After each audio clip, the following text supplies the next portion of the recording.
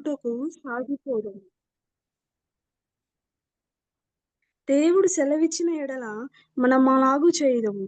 ఒకసారి వెలిగింపబడి పరలోక సంబంధమైన వరమును రుచి చూచి పరిశుద్ధాత్మలో పాలివారై దేవుని దివ్య వాక్యమును రాబోవు యుగ సంబంధమైన శక్తుల ప్రభావమును అనుభవించిన తరువాత తప్పిపోయిన వారు తమ విషయములో దేవుని కుమారుని మరలా సిలువ వేయుచు బాహాటముగా ఆయనను అవమానపరచుచున్నారు. గనుక మారుమనసు పొందునట్లు అట్టు వారిని మరలా నూతన పరచుట అసాధ్యము. ఎట్లనగా భూమి తన మీద తరచుగా కురియు వర్షమును త్రాగి ఒకరి కొరకు వ్యవసాయము చేయబడునో వారికి అనుకూలమైన పైరులను ఫలించుచు దేవుని ఆశీర్వచనము పొందును. అయితే ముండ్ల తుప్పలను గచ్చతీగలను దాని మీద పెరిగిన ఎడల అది పనికిరానిదని విసర్జింపబడి శాపం పొందదగిన తగును. తుదకది కాల్చివేయబడును. అయితే ప్రియులారా, మేమిలాగు చెప్పుచున్నాను, మీరందరికంటే మంచిదియు రక్షణకరమైనదియునైన స్థితిలోనే ఉన్నారని రూఢిగా నమ్ముచున్నాను. మీరు చేసిన కార్యము మీరు పరిశుద్ధులగుటకు ఉపచారము చేసి ఇంకనూ ఉపచారము చేయుచుండుట చేత తన నామమును బట్టి చూపిన ప్రేమను మరుచుటకు దేవుడు అన్యాయస్థుడు కాదు. ఆమేన్. లేఖన భాగం చదివిన అక్కగారికి దేవుని నామన వందనాలు. ఎవరైనా సాక్ష్యాలు పంచుకునే వాళ్ళు ఎవరైనా ఉంటే సాక్ష్యాలు పంచుకోనండి.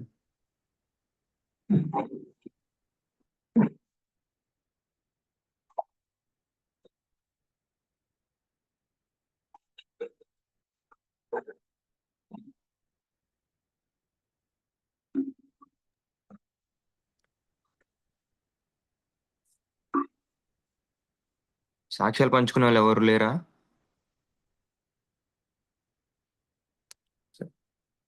ఓకే, వాక్యం కోసం ప్రేయర్ చేసుకుందాం. మహాపరిశుద్ధుడ దయగల తండ్రి, కృపగల యేసయ్య, నీకే వందనాలు స్వామి. దేవా, ఈ ఉదయకాల సమయం ప్రభు యేసయ్య, నీ సన్నిధిలో నీ పాదాల చెంతకి వచ్చున్నాం యేసయ్య. దేవా, మీ మాటలు వినుటకు ప్రభు యేసయ్య మేము ఎంతగానో ఆశతో ఎదురు చూస్తూ ఉన్నాం. దేవా, మీరు మాకు ఏం నేర్పించాలనుకుంటున్నారో మీరు మాతో మాట్లాడండి. మీరే మాకు సహాయం దయచేయండి. మీరు మాతో మాట్లాడుతుండగా స్వామి, సాతాను యొక్క చెడు క్రియలు సంభవించకుండా ప్రభువా మీరే తోడై నడిపించండి. మీరే సహాయం దయచేయండి. వినగలిగే శక్తిని, విని గుర్తుపెట్టుకునే శక్తిని మాకు దయచేయండి దేవా. మీరే కృప చూపించి దీవించి ఆశీర్వదించమని యేసయ్య అతి పరిశుద్ధ నామం అడిగి వేడుకం ప్రార్థన చేయొచ్చును మా ప్రియ పరలోకపు తండ్రి. ఆమేన్.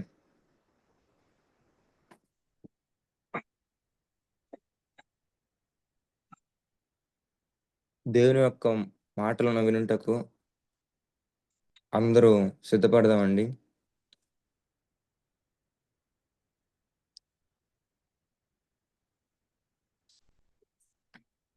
ముందుగా మనం ఈ రోజుల్లో చూస్తుంటే అసలుకి చర్చికి వెళ్తుంటే అందరి దగ్గర బైబిల్ చేతిలో బైబిల్ కనిపించడం కాకుండా మొబైల్ ఫోన్స్, నూనె డబ్బాలు, వాటర్ బాటిల్స్ కనపడడం ఎక్కువ గమనిస్తూ ఉంటాం.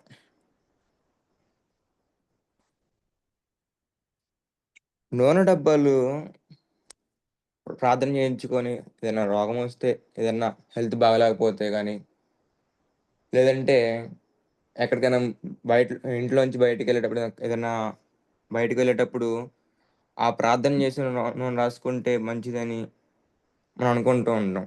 మంచిదే, కానీ మన జీవితంలో వాక్యం లేకుండా రాసుకోవడం కరెక్ట్ కాదు. అంటే మన జీవితంలో అసలుకి మన హృదయాల్లో వాక్యం ఉందా?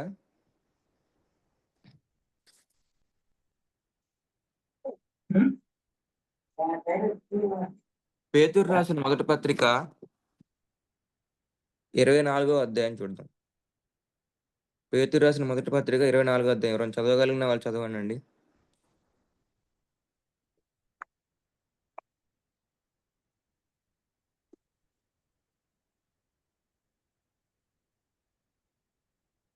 సర్వ శరీరులు గడ్డి పోలిన వారు. వారి వారి అందమ అందమంతయు గడ్డి పువ్వు వలె ఉన్నది. గడ్డి చదవండి. ఎండును, దాని పువ్వును రాలును. అయితే ప్రభువు వాక్యము ఎల్లప్పుడూను నిలుచును. మీరు ప్రకటింపబడిన చాలు సువార్త చాలమ్మ. మనం మన జీవితంలో వాక్యం లేకపోతే మనం వ్యర్థమండి. ఈ ఆయిల్ డబ్బాల్లో ఏముండదు. ఇప్పుడు ఆయిల్ ప్రేయర్ చేసిన ఆయిల్ రాసుకుంటాము.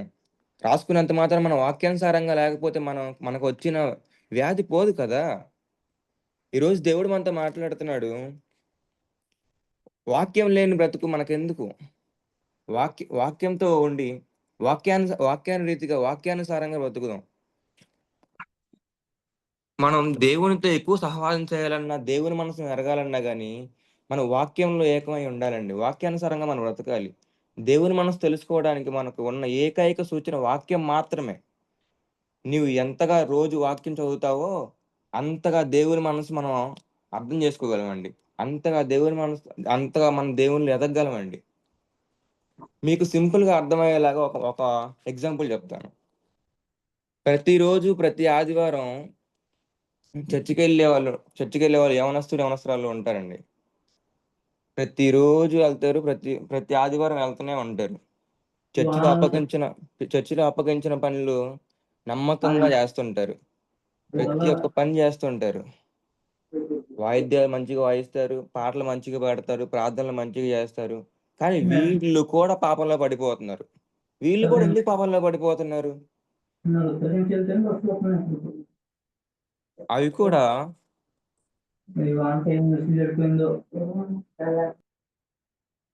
వీళ్ళు కూడా పాపంలో పడిపోతున్నారండి. అది కూడా మామూలు ఆహ్, మామూలు మామూలుగా ఉండేవి కాదు. అవినీతితో అవినీతితో కూడిన పాపాలు, అక్రమ సంబంధాలు కూడిన పాపాలు, బడి తెగించిన పాపాలు ఎందుకు జేస్తున్నారు వీళ్ళంతా గూడా? వీటన్నిటికి కూడా కారణం సాతాను గాడికి మనం ఛాన్స్ ఇవ్వడం. సాతాను గాడికి ఛాన్స్ ఇవ్వడం అంటే ఏం జేస్తాం మనం? మనం పాపంలో పడిపోవడానికి కారణం గల కారణం మనం ఇలా జరగడానికి ప్రతిరోజు కూడా మనం వాక్యం చదవకపోవడం. బైబిల్ ఉంటుంది చేతిలో. కానీ దేనికి ఉపయోగం? వాక్యం చదవట్లేదే. దేనికి? వాక్యం చదవడం వల్ల దేవును దేవునికి ఇష్టలుగా మనం ఉంటామండి. ప్రతిరోజు గూడా వాక్యం చదవాలి.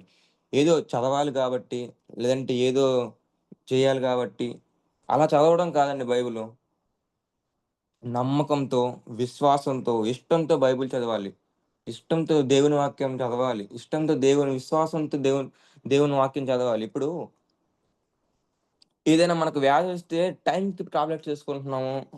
టైంకి ఫుడ్ తింటున్నాం గదండీ! మరి టైంకి ఎందుకని వాక్యం చదవలేకపోతున్నాం? రోజు మొత్తం 24 గంటలు ఉంటున్నాయి. 24 గంటల్లో కూడా ఒక్క గంట మనం దేవుని కోసం కేటాయించలేకపోతున్నాము. దేవుడు మనకి 24 గంటలు ఇచ్చాడు రోజుకి. ఒక్క గంట వాక్యం చదవడానికి ఎందుకు కేటాయించలేకపోతున్నాం మనం? భక్తుడు అంటున్నాడు 119వ కీర్తనలో, "నీ వాక్యం నా కన్నుల ఎదుట ఉంచుకున్నాను. నేను తూలి త్రొట్టిల్లకు అవకాశం లేదు" అని చెప్పేసి అంటున్నాడు. మనం ఎవరు అంత అంత తురుములు గాదండి. ఎవరం గూడా ఇక్కడ. మనం అందరం మట్టి మనుషులం. మనమందరం కూడా మట్టి మనుషులం. మనం ఏదైనా చేస్తున్నామంటే ఇప్పుడు రోడ్డు మీన మనం నడుచుకుంటూ వెళ్తున్నాం. ఎవరినైనా చూసి వాళ్ళ గురించి ఎందుకు పాపపు ఆలోచనలొస్తున్నాయి మనకి. అదే నువ్వు వాక్యంలో ఉన్నావనుకో, రోజు వాక్యం చదువుతున్నావనుకోండి, ఆ వాక్యం నీ కళ్ళ ఎదుట కనిపించాలి. కళ్ళ ఎదుట కనిపించినప్పుడు అప్పుడు నీకు ఆలోచన అనేది రాదు. ఒకవేళ వచ్చినా కానీ నువ్వు ఆ వాక్యం అనేది నిన్ను ఆపేస్తది. దేవుడు నన్ను చూస్తున్నాడు. నేను ఎక్కడున్నా గాని దేవుడు నన్ను చూస్తున్నాడు అనే ఆలోచన దేవునందు భయం, భక్తి కలిగి మనం ఉంటాం గదా! భక్తుడు చెప్పినట్టు నీ వాక్యము నా కన్నుల ఎదుట ఉంచుకొనున్నాను. నేను తూలి త్రొట్టిల్లక అవకాశమే లేదంటున్నాడు. మనం మన కన్నుల ఎదుట ఆయన వాక్యం మనం ఉంచుకోవాలండి. నేను అడుగుతాను ఇవాళ మిమ్మల్ని, వాక్యానుసారమైన వాక్యానుసారమైన ప్రార్థన మనం ఎందుకు చేయలేకపోతున్నాం? వాక్యానుసారమైన ప్రార్థన మనం ఎందుకు చేయలేకపోతున్నాం అసలకి? ఎందుకు చేయలేకపోతున్నాం అంటే, వాక్యం అంటే ఏంటో మనకు తెలీదు కదా! వాక్యం చదివితేనే కదా మనం. వాక్యం చదవాలండి. వాక్యం చదివి ప్రతిరోజు దేవునిలో మనం బలపడాలి. దేవునిలో బలపడి మనం మనం నేర్చుకున్నది నలుగురికి నేర్పించాలి. నలుగురికి చెప్పాలి. ఇప్పుడు దేవుడు మన యందు ఉంచిన ప్రణాళిక అదే కదండీ! ఇప్పుడు ఆయన గురించిన సువార్తను మనం నలుగురికి ప్రకటించాలి. నలుగురికి చెప్పాలి. ప్రతిరోజు కూడా మనం వాక్యం చదవాలండి. వాక్యం లేని బ్రతుకు వ్యర్థం. దేవునికి అనుకూలమైన ప్రార్థన ఎందుకు చేయలేకపోతున్నాం మనం? ఎందుకు చేయలేకపోతున్నాం అంటే వాక్యం అంటే ఏంటో మనకు తెలీదు. వాక్యానుసారంగా బ్రతకాలండి. ఒకరోజు ఏసన్ గారి దగ్గరికి ఒకామె వచ్చిందండి నూనె డబ్బా పట్టుకొని. నూనె డబ్బా పట్టుకొని ఏసన్ గారు అనుకుంటూ వచ్చింది. చెప్పమ్మా అంటే, ఈ నూనె సీసాకి ప్రార్థించనియనండి. ఈ నూనె సీసాకి ప్రార్థన చేయండి అని చెప్పేసి అడిగిందామె. అలా అడిగినప్పుడు యేసన్ గారు అంటున్నారు, "దేనికమ్మా? దేనికి ప్రార్థన చేయాలని?" అడిగినప్పుడు, నాకు ఏయేయో ఆలోచనలొస్తున్నాయి అయ్యగారు. ఏయేయో వస్తున్నాయి అయ్యగారు. నేను ఏవేవో చేస్తున్నాను. నాకేదో రోగం వచ్చినట్టు అనిపిస్తుంది. మా ఇంట్లో ఏయో కీడులు జరుగుతున్నాయి. ఈ ప్రార్థన చేయండి. ప్రార్థన చేసేటప్పుడు నేను రాసుకుంటానది. అదంతా పోద్ది అంటున్నారు. అప్పుడు యేసన్ గారన్నమాట, "నీ జీవితంలో వాక్యం ఉందమ్మా. నువ్వు వాక్యానుసారంగా బ్రతుకుతున్నావా?" అని అడిగినప్పుడు ఆమె ఏం మాట్లాడలేకపోయిందండి. ఈ రోజుల్లో మనం 23 కీర్తన చదవాలంటే ఫస్ట్ లైన్ తప్ప మనకేం తెలీదు. అసలకి మనం చర్చికెళ్ళినప్పుడు అక్కడ దైవజనులు మనకి వాక్యం చెప్తున్నప్పుడు పలానా రిఫరెన్స్ తీయండి అంటే ముందు నుంచి ఇండెక్స్ పేజీలో మన పేజీ నంబర్‌లు చూసి తీసుకునే రేంజ్‌కి మనం వచ్చాం. అలా ఉన్నాయండి మనం. మనం ప్రతిరోజు కూడా బయటికెళ్ళే ముందు మొఖానికి మేకప్‌లేసుకోవడం ఇవన్నీ గూడా చేస్తూనే ఉన్నాము. ప్రతిరోజు బ్రష్ చేస్తున్నాం గదండీ! అలానే వాక్యాన్ని గూడా చదువుకోవాలి. వాక్యం ఎందుకు గుర్తుండట్లేదు మీకు? వాక్యం గూడా చదవాలి గదండీ! వాక్యం చదవాలి. ఇప్పుడు సపోజు మనం బయట వర్షం పడతా ఉంది. వర్షం పడతా ఉంటే ఆ వర్షాన్ని ఆపుకోవడానికి మనం గొడుగుని అడ్డం పెట్టుకొనుంటాం. అది మన ఫిజికల్ థింగ్ గాబట్టి, గొడుగుని అడ్డం పెట్టుకొని ఆపగలుగుతాం. వర్షం అనేది ఫిజికల్ గాబట్టి.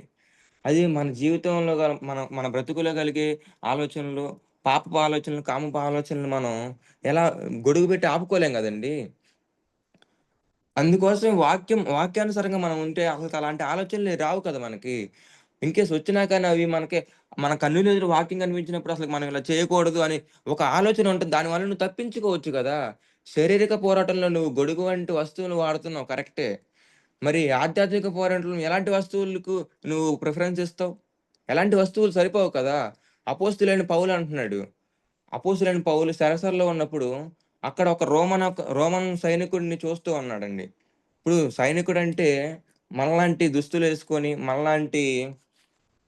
దుస్తులు మనలాగా ఉండరు కదండీ వాళ్ళు. ఇప్పుడు సైనికులు అంటే వాళ్ళొక హెల్మెట్, వాళ్ళ కిరీటం గాని, వాళ్ళ హెల్మెట్ గాని, వాళ్ళ చేతిలో ఒక కత్తి, ఒక బుల్లెట్ ప్రూఫ్ జాకెట్టు అవన్నీ యూజ్ చేస్తా ఉంటారాళ్ళు. వాళ్ళు షూ ఏసుకొని వాళ్ళ ఉండే డ్రెస్సింగ్ స్టైల్ గాని, వాళ్ళుండే నడవడిక కానీ అంతా వేరుగా ఉంటుంది. అలాగే వాళ్ళలాగే మనం కూడా అపవాదిని జయించాలి అంటే సర్వాంగ కవచాన్ని మనం ఉపయోగించాలండి. సర్వాంగ కవచాన్ని ఉపయోగించాలి. నేను ఒక 5 మాటలు చెప్పి నేను నా మాటలు ముగిస్తానండి. ఇప్పుడు మనం దేవుడు మనకు చెప్తున్నాడు. కవచం ఉపయోగించాలి అంటే మొదటిగా నీలో రక్షణ అనే స్థిరస్థానం ఉందా అని అడుగుతున్నాడు దేవుడు. నువ్వు రక్షణ అనే స్థిరస్థానం నుంచి ఇప్పుడు స్థిరస్థానం అంటే హెల్మెట్ అండి. ఇప్పుడు మనం బైక్ మీద ప్రయాణిస్తూ ఉన్నాం. బైక్ మీద ప్రయాణిస్తూ ఉన్నప్పుడు ఇప్పుడు ఎన్ని రోజుకి ఎన్ని యాక్సిడెంట్స్ అవుతున్నాయండి. కేవలం హెల్మెట్‌తో కూడిన హెల్మెట్‌తో కూడిన యాక్సిడెంట్స్ అయ్యి రోజుకి కొన్ని వేలల్లో జరుగుతున్నాయండి. మన ఆంధ్రప్రదేశ్‌లో. హ్మ్. మన ఇండియాలో ఎన్నో జరుగుతున్నాయండి. ఓన్లీ హెల్మెట్ సంబంధించినవి. అదే నువ్వు హెల్మెట్ పెట్టుకొనుంటే అలాంటి ప్రమాదం జరిగి ఉండేది కాదు కదా! అలానే దేవుడంటున్నాడండి. "నీకు రక్షణ అనే శిరస్త్రాణం ఉందా? నీకు రక్షణ ఉంటే సాతాను గాడిని నువ్వు జయించొచ్చు" అని జెప్పేసి అడుగుతున్నాడు. Number 1 point. అలాగే నంబర్ 2 పాయింట్ నీతి అనే మైమరు నీకుందా అని అడుగుతున్నాడు. ఇప్పుడు ఆ సైనికుడిని మనం జూస్తే బుల్లెట్ ప్రూఫ్ జాకెట్స్ ఏసుకుంటాడు. ఇప్పుడు పాలిటిక్స్ లీడర్ అంటే రాజకీయ నాయకులు ముందుకెళ్తా ఉంటే ఏదైనా ఫంక్షన్స్ కానీ, ఏదైనా మీటింగ్స్ కానీ, ఏదైనా సభలకు గాని వెళ్తా ఉన్నప్పుడు వాళ్ళ చుట్టూరు ఆహ్, సైనికులుంటారండి. ఎవరంటే ఈళ్ళు బాడీ గార్డ్స్ ఉంటుంటారు. బాడీ గార్డ్స్‌కి వాళ్ళు వేసుకునే బుల్లెట్ ప్రూఫ్ జాకెట్స్ చూసారండి ఎప్పుడైనా? వాళ్ళు ప్రయాణించే కార్‌ల్లో కూడా బుల్లెట్ ప్రూఫ్ అద్దాలతో ప్రయాణిస్తున్నారు. అలాంటిది మనకు కూడా నీతి అనే జాకెట్ మనం ధరించుకొని ఉంటే, సాతాను గాడు మనకి ఏ మాత్రం కూడా మనం ఏం చేయలేడండి మనల్నాడు. ఏ మాత్రం కూడా మనల్ని ఏం చేయరు. మనం వాడిని కాళ్ళు కిందేసి తొక్కేయొచ్చు. అంత పవర్ మనకుండిద్దండి. దేవుడు మనకు అంత పవర్ మనకు అనుగ్రహిస్తాడు. నీతి అనే జాకెట్ మనం ధరించుకున్నారా అని దేవుడు నిన్ను అడుగుతున్నాడు. అండ్ థర్డ్ పాయింట్ మూడో ఒక మాట దేవుడు మనకు మాట్లాడుతున్నాడండి. సత్యం అనే దట్టి నీకుందా? సత్యం అనే దట్టి నీకుందా అని అడుగుతున్నాడు. ఇప్పుడు దట్టి అంటే బెల్ట్ అన్నమాట. మనం నడుము కట్టుకునే బెల్ట్. ఇప్పుడు సైనికుడున్నాడు. ఆ సైనికుడు యుద్ధం చేస్తూ ఉన్నాడు. యుద్ధం చేస్తూ ఉన్నప్పుడు ఒక పక్క బెల్ట్ లూజ్‌గా ఉందండి. బెల్ట్ లూజ్‌గా ఉంది. అయినా గాని సైనికుడు యుద్ధం చేయగలుగుతాడా? ఒక చేత్తోనేమో బెల్ట్ సరి చేసుకుంటూ, ఇంకో చేత్తో యుద్ధం చేయలేడు కదా! ఆ ప్యాంట్ జారిపోతూ ఉంటుంది. ఆ బెల్ట్ ఊడిపోతూ ఉంటుంది. ఒక పక్క ఇంకొక చేత్తో యుద్ధం చేయలేకపోతూ ఉంటాడు. అలాగనే ఈరోజు నీ జీవితంలో సత్యం ఉందా? సత్యం ఉందా అని దేవుడు అడుగుతున్నాడు. సత్యం ఉంటే నీవు దేన్నైనా జయించగలవు. ఏదైనా నువ్వు జయించవు. నీకు వీక్‌నెస్ పాయింట్ అనిపించింది దేవునితో చెప్పుకో. దేవునితో చెప్పుకున్నప్పుడు దేవుడు నీకు అనుగ్రహిస్తాడది. ఖచ్చితంగా అనుగ్రహిస్తాడండి. నువ్వు ఎప్పుడైనా సత్యంగా ఉన్నావా? నీతిగా ఉన్నావా? నీలో రక్షణ కలిగి ఉందా? అని చెప్పేసి దేవుడు అడుగుతున్నాడు. అండ్ ఫోర్త్ పాయింట్ నాలుగో మాట వచ్చేసరికి వాక్యం అనే కత్తి. వాక్యం మనలో ఉండాలండి. వాక్యం మనలో లేకపోతే మన జీవితం వ్యర్థం. వాక్యంలో ఉండాలి మనం. వాక్యానుసారంగా మనం బ్రతకాలి. వాక్యంలో నిలబడాలి. వాక్ వాక్యం మన నలుగురికి ప్రచురించాలి. వాక్యాన్ని మనం నేర్చుకోవాలండి. వాక్యానుసారంగా మనం బ్రతకాలి. ఇవాళ దేవుడు నిన్ను అడుగుతున్నాడు. నీకు ఇవన్నీ నన్ను ప్రతి ఒక్కటి నన్ను అడుగుతున్నావు. కానీ నువ్వు వాక్యానుసారంగా బ్రతుకుతున్నావా? నీలో వాక్యం ఉందా? అని జెప్పేసి దేవుడు అడుగుతున్నాడు. ఈరోజు దేవుడు అడుగుతుంటే మనం ఏం మాట్లాడలేని స్థితిలో మనం ఉన్నాం. ఎందుకున్నాము? అంటే వాక్యం మనకు తెలీదు. వాక్యం మనం నేర్చుకోవాలండి.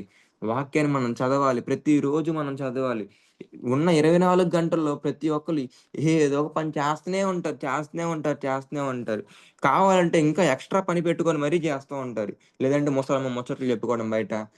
పనికిమాలిన ముచ్చట్లు ఇవన్నీ మనకి సరైనయి కాదు కదండీ! ఇలాంటి వాటిల దగ్గరే సాతాను గాడికి మనం ప్రిఫరెన్స్ ఇస్తూ ఉంటాం. సాతాను గాడికి మనం ఛాన్స్ ఇస్తూ ఉంటాం. వాడికి మనం ఛాన్స్ ఇవ్వకూడదండి. అది మనలో ఇప్పుడు సాతాను గాడు మనలో నుంచి ఏం దొంగిలించాలని చూస్తాడండి?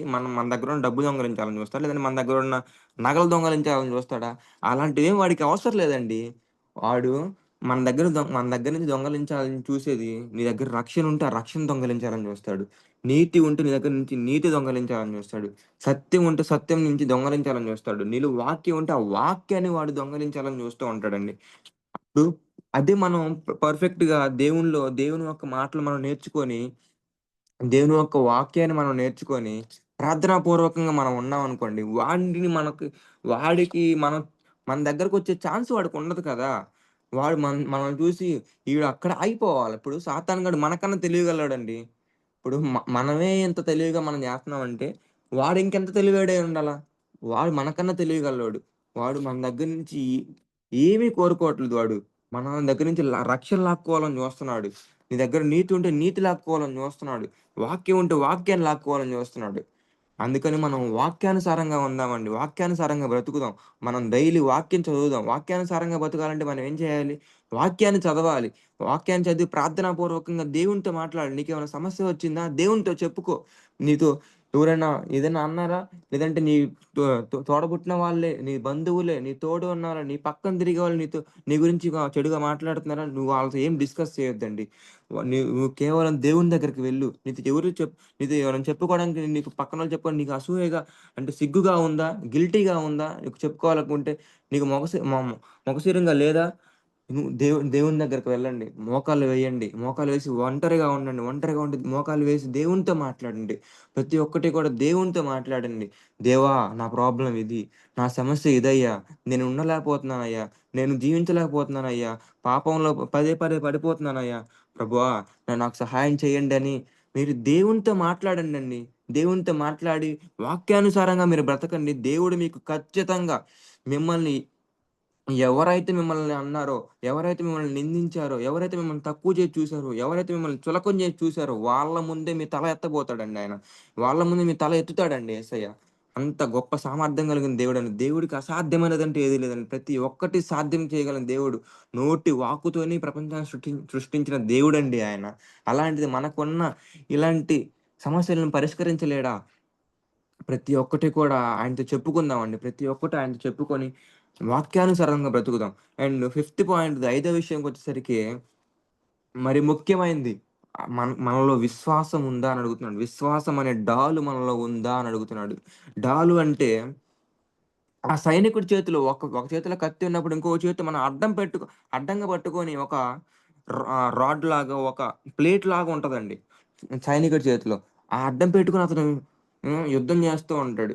అలాంటి విశ్వాసం నీలో ఉందా అని అడుగుతున్నాడు దేవుడు. ఇప్పుడు మన జీవితంలో విశ్వాసం లేకుండా ఉండడం దేవునికి ఇష్టలుగా మనం ఉండలేమండి. అది అసాధ్యం. ఇంపాసిబుల్ అది. మనం విశ్వాసంతో ఉండి నీ విశ్వాసంతో దేవుని దగ్గరకొచ్చి నిరీక్షణ కలిగి ఉండాలండి దేనికైనా గాని. విశ్వాసంతో వెయిట్ చేయండి. మీరు దేవునికి మీకు కావాల్సిన మీ నీడ్స్ మొత్తం మీకు కావాల్సింది మొత్తం దేవునితో చెప్పుకోండి. దేవా నాకిది కావాలి. నాకిది కావాలి దేవా! అని జెప్పేసి మీరు దేవునితో తండ్రి అని పిలవండి. పిలిచి నాన్న అని పిలవండి. మన మన దేవుడిని మనం అడగాలి కదండీ! అడిగితేనే కదా మనకు ఏదైనా తెలిసేది.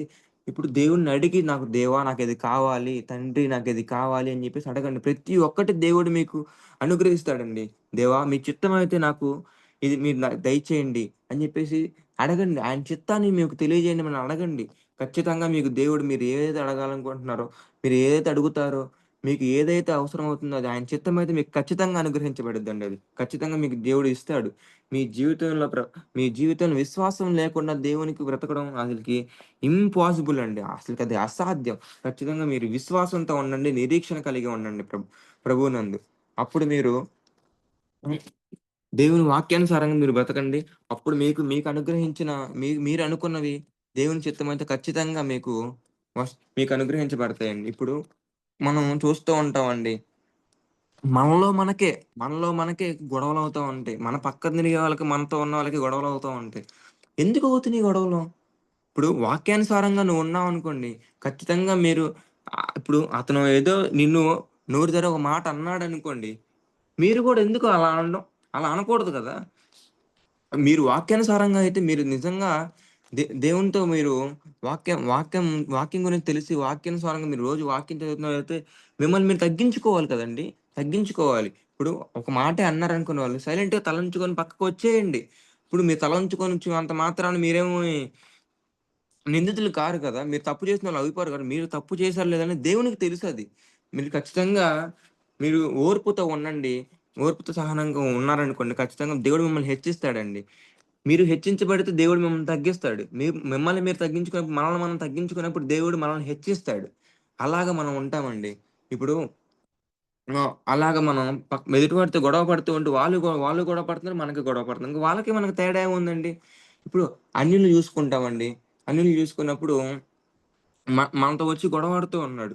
గొడవాడుతూ ఉన్నప్పుడు మనం కూడా వాడితో ఎదురుకెదురు సమాధానం చెప్పుకుంటూ, ఎదురుకెదురు వాదించుకుంటూ గొడవ పడుతూ ఉన్నామనుకోండి, ఇంక అన్నిటికి మనకి ఏముందండి సమాధానం? ఏంటండి ఇంక సంబంధం? రిలేషన్ ఏముంది? ఏం లేదు కదా! అదంతా వ్యర్థమైన టైం వేస్ట్ అదంతా. మూర్ఖునితో మనం గొడవ పడకూడదండి. ఇవాళ దేవుని మాట సెలవిస్తూ ఉంది. బైబుల్ మనకు చెప్తూ ఉంది. మూర్ఖుడితో సహవాసం అంత మంచిది కాదు. ఇప్పుడు మూర్ఖుడు వాదిస్తూనే ఉంటాడండి. మనం వాదించే కొద్దీ వాదిస్తూనే ఉంటాడు. అలాంటి వాళ్ళతో మనం వాదించకూడదు. వాళ్ళ గురించి మనం ప్రార్థన చేయాలి. దేవుని గురించి. దేవునితో మనం ప్రార్థన చేయాలి వాళ్ళ గురించి. దేవునితో చెప్పాలి. దేవుని చిత్తమైతే వాళ్ళని మారుస్తాడు కదా! వాళ్ళ గురించి మనం ప్రార్థన చేయాలి. వాళ్ళని మార్చమని మనం ప్రార్థన చేయాలి. గలతీలకు రాసిన పత్రిక 25, 25 వచనాలు చదవగలరు ఎవరైనా?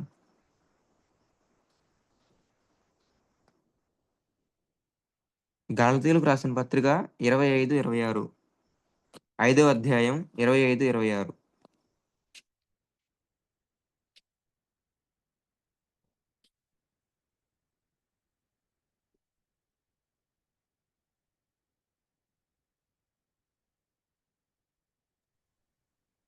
మనము ఆత్మ అనుసరించి జీవించు మనము వారమై ఆత్మను అనుసరించి జీవించు వారమైతిమా ఆత్మను అనుసరించి క్రమముగా నడుచుకొందుము. ఒకరినొకరము వివాదమునకు రేపకయు, ఒకరినొకరము అసూయ పడకయు, వృధాగా అతిశయపడకయు ఉందుము. ఇదిగోండి దేవుడు చెప్తున్నాడండి మనకి. మనము ఆత్మ అనుసరించి జీవించు వారమైతిమా ఆత్మను అనుసరించి క్రమంగా నడుచుకోమని చెప్తున్నాడు. అంటే ఆత్మను అనుసరించి అంటే దేవుని వాక్యం మనం నేర్చుకొని, దేవుని వాక్యానుసారంగా క్రమముగా నడుచుకోవాలండి. ఒకరికొకరు వివాదము రేపకయు, ఒకరినొకరు అసూయ పడకయు, వృధాగా అతిశయం పడకయు ఉందుము. అంటే ఒకరితో ఒకరు గొడవ పడకుండా, ఒకరినొకరు ప్రేమించుకోవాలండి. ప్రేమతో చెప్పుకోవాలండి. దేవుడు మనకు చెప్తూ ఉన్నాడు. ప్రేమకి అసాధ్యమైనంటూ ఏది లేదు. దేవునికి అసాధ్యమైనంత ఏది ప్రేమతో చెప్తే ఖచ్చితంగా వింటారండి. ఇప్పుడు మూర్ఖులతో మనం వాదిస్తూ ఉంటే మనకేం రాదు. అలానే ఇప్పుడు ఒకరినొకరు అసూయ పడక వృధాగా అతిశయపడకూడదు. మన టైం మనం ఎందుకు వేస్ట్ చేసుకోవడం? ఆ టైం మీద మూర్ఖునితో గొడవ పడే టైం మీద దేవుని వాక్యం చదువు. దేవుని గురించి 4 మాటలు నేర్చుకుంటావు కదా! ఆ 4 మాటలు తీసుకెళ్ళి పలానా రోజు ఒక రోజు కరెక్ట్‌గా వెళ్లి వాడితో నీతో ఎవరైతే అలా మాట్లాడారో నీతో ఎవరైతే నిన్ను ఇబ్బంది పెట్టేలా మాట్లాడారో ఆ మాటలతో అతనికి చెప్పు. అతనికి మరి చెప్పినప్పుడు నువ్వు చెప్పే పాయింట్‌లో ఒక్క పాయింట్ అయినా దేవుని గురించి అతనికి అర్థం కాకపోతుందా? అర్థమవుతుంది గదా! అర్థమైనప్పుడు అతను కూడా మీ నుంచి ఒక ఆత్మ రక్షించబడుతుంది కదా! అలాగా ఎవరితో గొడవ పడకుండా వివాదము రేపకయు ఒకరినొకరు వృధాగా పడకుండాయు ఉండుము. వివాదము రేపకుండా, గొడవలు పడకుండా, మన టైం మనం వేస్ట్ చేసుకోకుండా దేవుని గురించి మనం వీలైతే దేవుని గురించి మాట్లాడదామండి. అంతేకాని గొడవలకు దిగి, గొడవలు పడి అలాగా మనం ఉండకూడదు. దేవుడు మనకు నేర్పుతున్నది అదేనండి. దేవుని మనసు మనం తెలుసుకోవడానికి ఖచ్చితంగా మనకు తెలుసుకోవాల్సిందేముందండి? వాక్యం. దేవుని మనసు మనం తెలుసుకోవడానికి ఉన్న ఏకైక సూచన మాత్రం మనకు వాక్యమే అండి. నువ్వు ఎంతగా రోజు వాక్యం చదువుతూ ఉంటావు, ఎంతగా నువ్వు దేవునిలో బలపడుతూ ఉంటావో, అప్పుడే నీకు దేవుని యొక్క మనసు నీకు అర్థమవుతుంది. ఆయన ప్రేమ నీకు అర్థమవుతుంది. ఆయన యొక్క కేరింగ్ నీకు అర్థమవుతుందండి. ఆయన మన కోసం ఉదయం 9 గంటల నుంచి మధ్యాహ్నం 3 గంటల వరకు 2 చేతులు చాచి, ఆయన చేతుల్లో మేకులు కొట్టి, సిలువలో మన కోసం వేలాడదీశారండి. మన పాప నిమిత్తం ఆయన వేలాడదీశారు. ఆయన్ని ఆ ఊరు మొత్తం ఊరేగించారు గదండీ! ఆయన పాపను మనం చేసిన పాపం అంతా ఆయన అనుభవించాడండి. మనకు కలిగిన శ్రమలన్నీ ఆయన అనుభవించాడు. ఇప్పుడు మన కోసం అంతగా చేశాడు. మనల్ని అంతగా ప్రేమిస్తున్నాడండి ఆయన. మనం ఆయన కోసం ఒక్క రోజు ఒ ఒ రోజులో ఒక్క గంట ఆయన ఆయన యొక్క మనకు నేర్పుతున్న విషయాలు, ప్రార్థన, ఆయనతో మాట్లాడదాం. ఒక్క గంట మనం ఆయన వాక్యాన్ని చదువుదామండి. ఆయనతో గడపడానికి మనం ఇష్టపడదామండి. ఆయనతో మనం టైమ్ స్పెండ్ చేద్దాం. రోజులో ఒక్క గంట అడుగుతున్నాడండి ఆయన. ఇవాళ నీవు అడుగుతు దేవుడు అడుగుతున్నాడండి. నీ జీవితంలో ఉన్న పాత రోత జీవితాన్ని వదిలిపెట్టి, ఈరోజు నా దగ్గరికి రా అని జెప్పేసి అడుగుతున్నాడు. ఈరోజు కనుక నువ్వు నీ జీవితంలో ఉన్న పాత రోత జీవితాన్ని నువ్వు పాపం చేసి ఉన్నావా? చెడు మాటలు మాట్లాడుతున్నావా? చెడు చూస్తున్నావా? ఇవేమి దేవుడు అడగట్లేదండి. అయన్నీ చేసి ఉన్నావేమో! ఇప్పుడు నువ్వు తెలుసుకొని, నువ్వు దేవుని దగ్గరికి రా. నా దగ్గరికి రా. నీ హృదయాన్ని నాకు అర్పించు. నీ హృదయాన్ని నాకివ్వు. నీ జీవితంలో నాకు చోటివ్వు అని జెప్పేసి దేవుడు అడుగుతున్నాడండి. ఎంప్టీ జీవితాన్ని దేవునికి ఇవ్వండండి. దేవుడు మిమ్మల్ని పరిశుద్ధులుగా మారుస్తాడు. పరిశుద్ధుడైన దేవుడు మిమ్మల్ని పరిశుద్ధులుగా మార్చడానికి సిద్ధంగా ఉన్నాడండి. ఈరోజు మరి నువ్వు సిద్ధంగా ఉన్నావా అని జెప్పేసి అడుగుతున్నాము. నీ పాత రోత జీవితాన్ని వదిలిపెట్టండి. వదిలిపెట్టి జరిగిందేదో జరిగిందని వదిలేసేయండి. వదిలేసి నీ యొక్క జీవితాన్ని దేవునికి చేతులకు అప్పగించండి. మీ యొక్క జీవితాన్ని దేవుని చేతులకు అప్పగించండి. అప్పగించినప్పుడు మిమ్మల్ని పరిశుద్ధులుగా దేవుడు మారుస్తాడండి ఖచ్చితంగా. ఇప్పుడు మనం ఎక్కడో ఉన్న పచ్చడి మెతుల కోసం మనం ఎదురు చూస్తూ ఉన్నాం. దేవుడు మన కోసం పరలోక రాజ్యంలో ఆయనతో టైమ్ స్పెండ్ చేయడానికి, ఆయనతో కలిసి తినడానికి మన కోసం బిర్యానీ ప్రిపేర్ చేసి ఉంచాడండి. మీకు బిర్యానీ కావాలా? లేదంటే పచ్చడి మెతుకులు కావాలి. పచ్చడి మెతుకుల కోసం ఎందుకని ఆశపడుతూ అంత తూరుతూ ఉన్నాం. అలాంటి పచ్చడి మెతుకులు వద్దండి మనకి. దేవునితో టైమ్ స్పెండ్ చేయండి. ఖచ్చితంగా దేవుడు మీకు దేవునితో ఆయనతో కలిసి భోజనం చేసే రోజు ఖచ్చితంగా వస్తుందండి. ఇప్పుడు మీరు రక్షణ పొంది, నీతిగా జీవించి, సత్యంతో ఉండి, వాక్యానుసారంగా బతికి, విశ్వాసంతో ఉన్నారనుకోండి, దేవునితో ఖచ్చితంగా మనం లైఫ్ లీడ్ చేసే ఛాన్స్ ఖచ్చితంగా వస్తుందండి. ఆయన మన కోసం ఎదురు చూస్తూ ఉన్నారండి. ఈ యొక్క పాత రోత జీవితాన్ని వదిలిపెట్టి నీ నీ జీవితాన్ని, నీ హృదయాన్ని దేవునికి ఇవ్వండి. దేవుడు మన నుంచి ఆశపడేది ఏమీ లేదండి. నీ యొక్క పాత రోత జీవితాన్ని వదిలిపెట్టి, నీ యొక్క జీవితాన్ని, నీ యొక్క హృదయాన్ని దేవునికివ్వు. నాకివ్వు అని జెప్పేసి దేవుడు అడుగుతున్నాడండి. ఈరోజు నువ్వు ఇవ్వడానికి నువ్వు సిద్ధంగా ఉన్నావా లేదనేది ఒకసారి మీరే ఆలోచించుకోండి. రోజు మొత్తం మీద 24 గంటల్లో ఒక్క గంట దేవునికివ్వండండి. దేవుని వాక్యం చదవండి. దేవునితో మాట్లాడండి. దేవునితో ఉండండండి.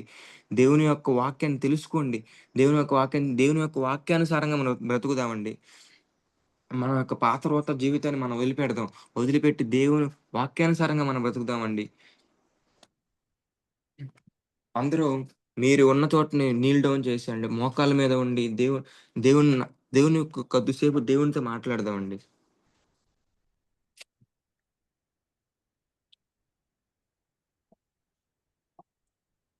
దేవా! మా యొక్క పాత రోత జీవితాన్ని మేము వదిలిపెడతామయ్యా.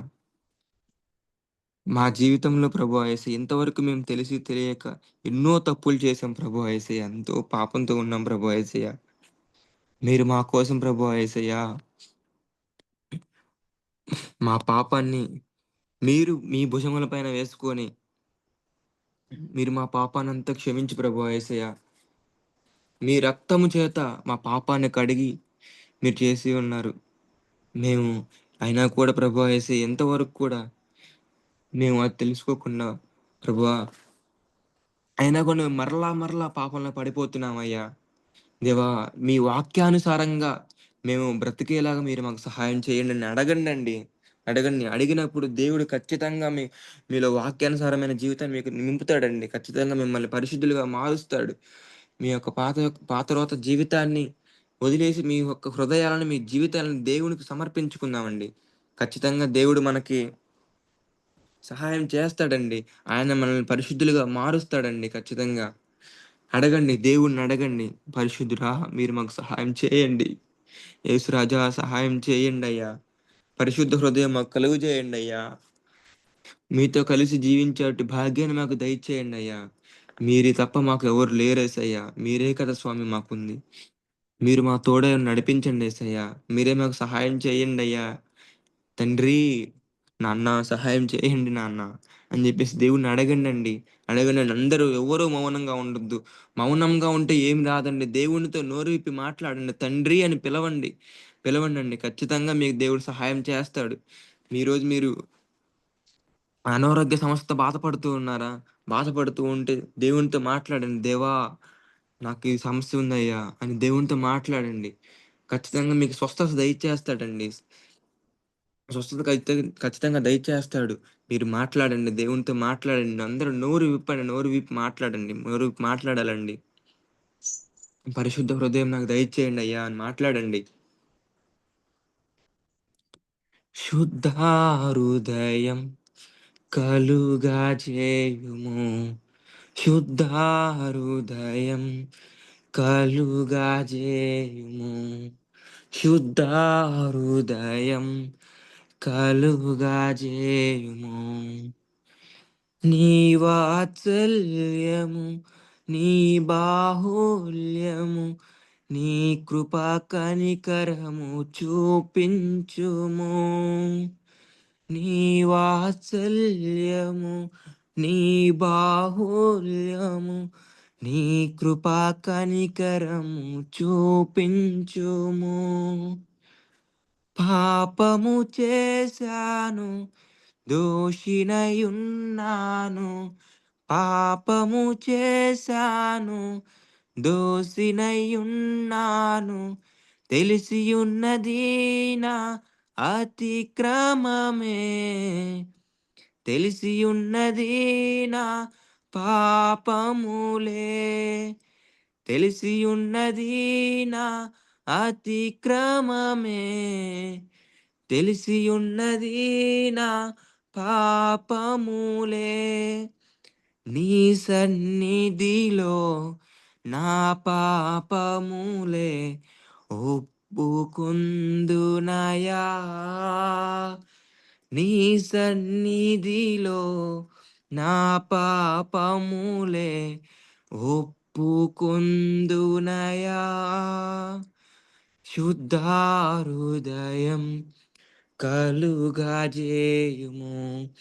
శుద్ధ హృదయం కలుగజేయుము. నాలోనా నాలోనా నాలోనా నాలోనా శుద్ధ హృదయం కలుగజేయుము. శుద్ధ హృదయం కలుగజేయుము.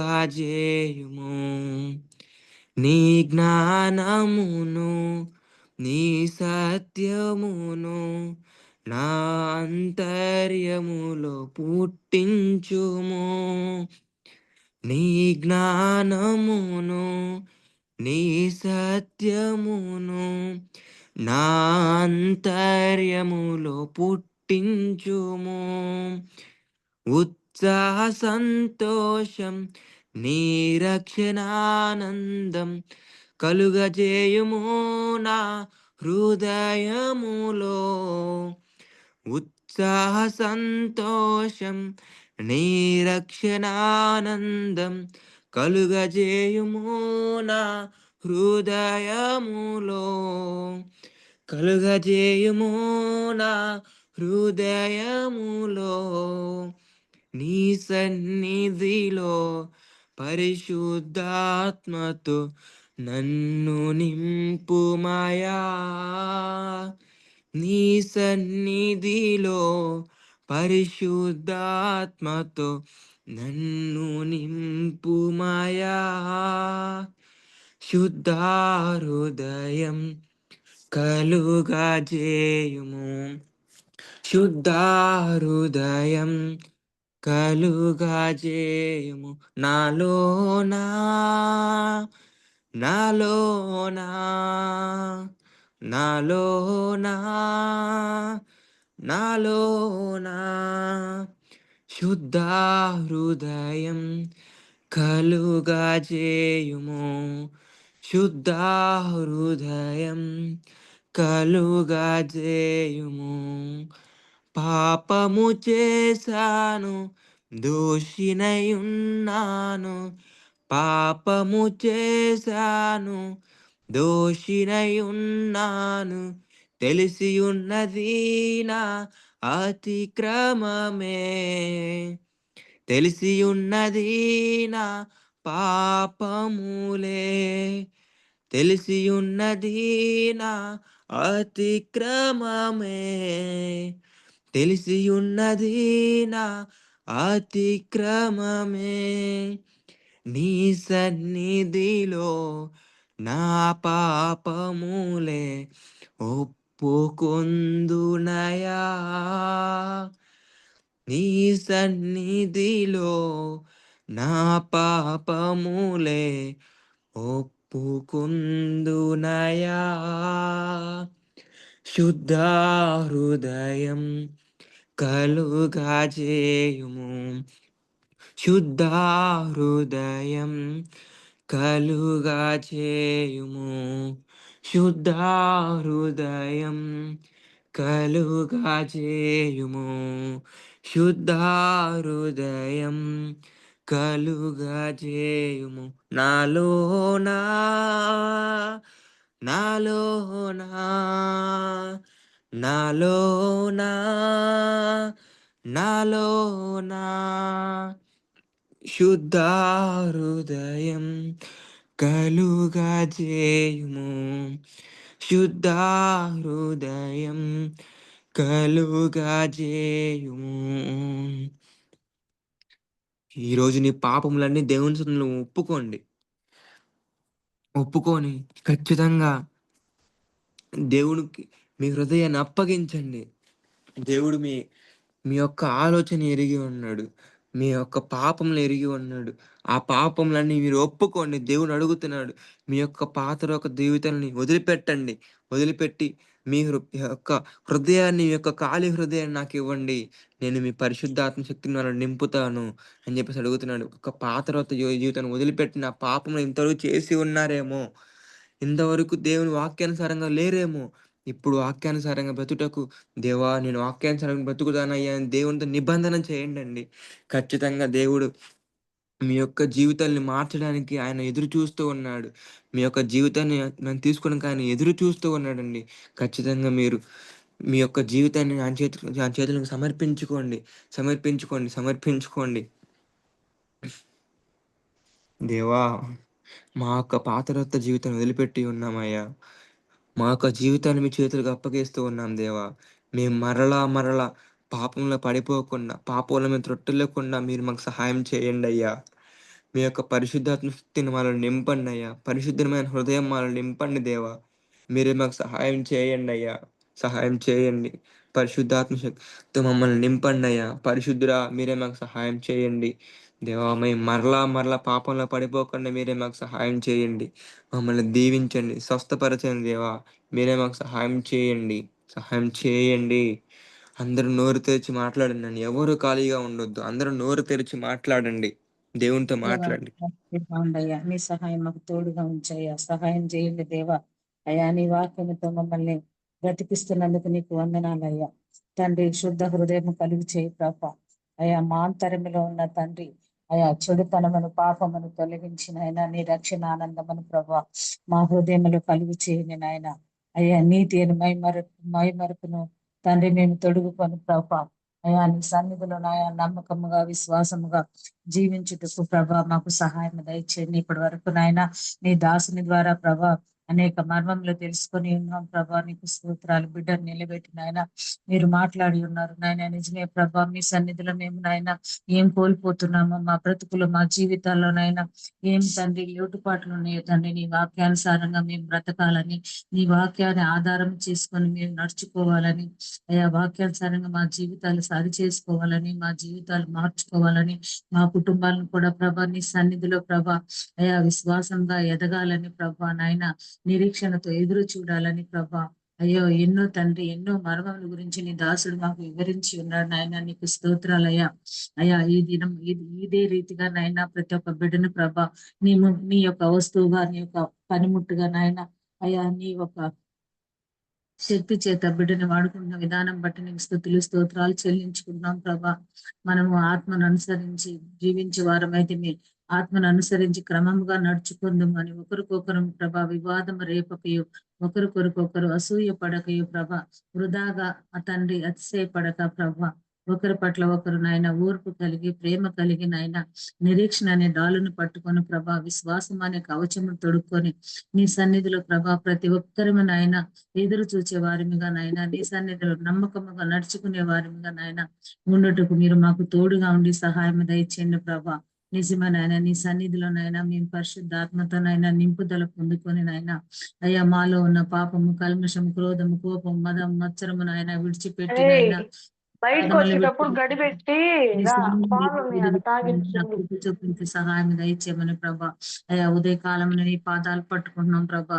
అయా దాసుని కూడా జ్ఞాపకం చేసుకుని మంచి ఆరోగ్యాన్ని దయచేయండి. జూమ్ లో కాన్ఫరెన్స్ కాల్లో కూడి వచ్చిన ప్రతి ఒక్క సహోదరుని కూడా జ్ఞాపకం చేసుకుని ఆయన అయా తండ్రి యవనస్తుల కూడికను ప్రభా ఇంకను నాయన మీరు ఆత్మీయంగా ఎదుగుదల దయచేయమని ప్రతి ఒక్క బిడ్డను బట్టి ప్రభా మీకే స్తుతులు స్తోత్రాలు చెల్లించుకుంటూ మాలో ఉన్న లోపాలు సరిచేయండి, మాలో ఉన్న అవిధేయతను తొలగించండి, మాలో ఉన్న అవిశ్వాసమును తీసివేసిన అయినా పటిష్టమైన విశ్వాసములో మేము కూడా నాయన మీ యందు నిత్యము నాయన మా జీవితంలో నిరీక్షణ కలిగి మీరు ఇచ్చిన యొక్క పరిశుద్ధమైన రక్షణను నిర్లక్ష్యం చేయకుండా నాయన మీ యందు ప్రభా ప్రేమ కలిగిన ఆయన క్రమంగా నడుచుకోవటానికి నాయన ఒకరు ఒకరము నాయన ఓపికతోను ఓర్పుతోను సహనముతోను నాయన ప్రేమతోను ప్రభా నీ సన్నిధిలో ముందుకు నడుచుకునే భాగ్యాన్ని మాకు అందరికీ దయచేయమని ఉదయకాలపు దీవులతో మమ్మల్ని నింపి నాయన నీ నామానికి మహిమ గంత ప్రభావాలు పొందుకోమని యేసు క్రీస్తు పరిశుద్ధ నామంలో అడిగి వేడుకొని పొందుకున్నాం మా పరమ తండ్రి.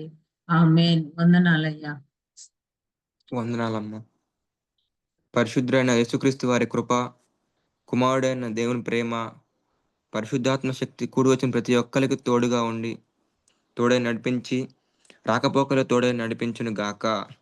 ఆమేన్. ఆమేన్. ఆమేన్. ఆమేన్. చక్కటి వాక్యాన్ని అందించిన వేణు గణపతయ్య వేణు అమ్మ. వేణు గారికి దేవుని నామములో వందనాలు. ఇదే రీతిగా వందనాలమ్మ. దేవుని నామములో ఇంకను 30 60 100 ఫలింపజేసి ఎదుగులాగున దేవుడు దీవించును గాక. గాడ్ బ్లెస్ యూ నాన్న. ఆమేన్. ఆమేన్. అందరికీ వందనాలమ్మా. వందనాలమ్మ. అందరికి వందనాలు. వందనాలమ్మ. ప్రైజ్ లాడండి శ్రీనివాసరావు గారు. ప్రైజ్ లాడమ్మా. అందరికి వందనాలమ్మ. All of you good morning. పరిశుద్ధ దినపు శుభములు అందరికి. వందనములమ్మా. వందనాలు.